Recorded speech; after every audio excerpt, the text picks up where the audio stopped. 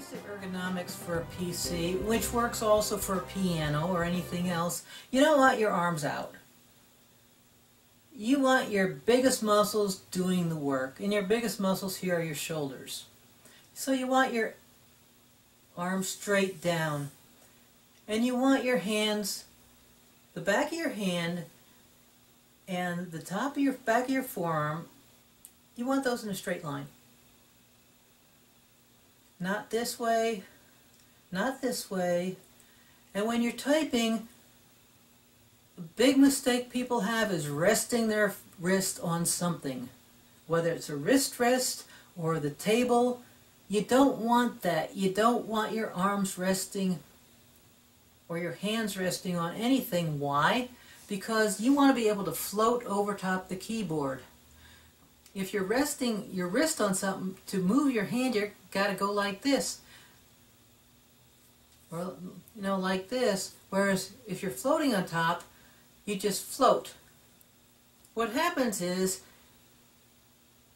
if the fluid in the tendons are drying out, the fluid in the tendon sheaths are drying out, and you're working your hands around corners, in other words, the tendons are going around corners and going back and forth, back and forth, back and forth. It's like having a rope over a tree branch, going back and forth, back and forth. Something's going to slough off. Maybe the rope, maybe part of the bark, maybe both. Well, same thing inside your tendon sheaths. You got pieces of the tendon sheath or pieces of the tendon. When there's so much friction, something's going to break off in there, and that accumulates gunk. So why anti-inflammatory drugs are bad? Well, as I mentioned before, gunk can build up when the synovial fluid, when the lubrication in there dries out, and you keep on working, and you don't give yourself breaks. When you go typing for hours on end, playing guitar for hours on end, and those dry out, and also you're not having your back of your hand and the back of your forearm in a straight line, so these poor tendons have to go around corners. When they're dried out, all that builds up gunk, dead stuff in there, which leads to inflammation, and that causes swelling. Well, what do doctors do? Some of them, way too many of them, is prescribe anti-inflammatory drugs, which does bring the swelling down in the short term. But you have to, first of all, take breaks and give your body a chance to get in there and get rid of the gunk.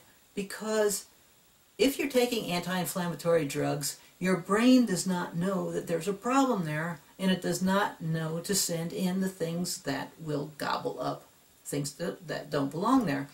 And in your white blood cell system, there's things called macrophages, and they're kind of like amoeba-like things that can go in and out of just about anywhere they want to go. They can go into cells, around cells, they can ooze in and out of, anywhere just about. And what they do is gobble up things that don't belong there. Dead cells. Parts of your body, the cells are always dying and being replaced. Well, those are naturally gobbled up by those macrophages. They can gobble up bacteria. They can gobble up all kinds of stuff. Even tiny little pieces of metal, they can gobble that up, get rid of it. But they have to know that there's a problem there. And if you're taking anti-inflammatory drugs, it's like they're asleep in the firehouse. They don't know that there's a problem. And that's another reason why ice is better. And I can show you things to do mechanically that work even better than ice, or in the long term, so you don't have to use ice. But anyway, if nothing else, use ice. Because ice encourages the blood flow. Ice tells the macrophages, hey, get out of the firehouse. Ding, ding, ding, there's a problem here. And they can get in there better and gobble that up. But they can't do it if you're using your hands wrong all the time and using them too much. So, that's one thing you can do. And one thing you don't do is anti-inflammatory drugs, because they have never, ever, ever, ever, ever cured carpal tunnel syndrome. Ever. Now, you may be a person who has problems with your hands, but you don't do repetitive work so much.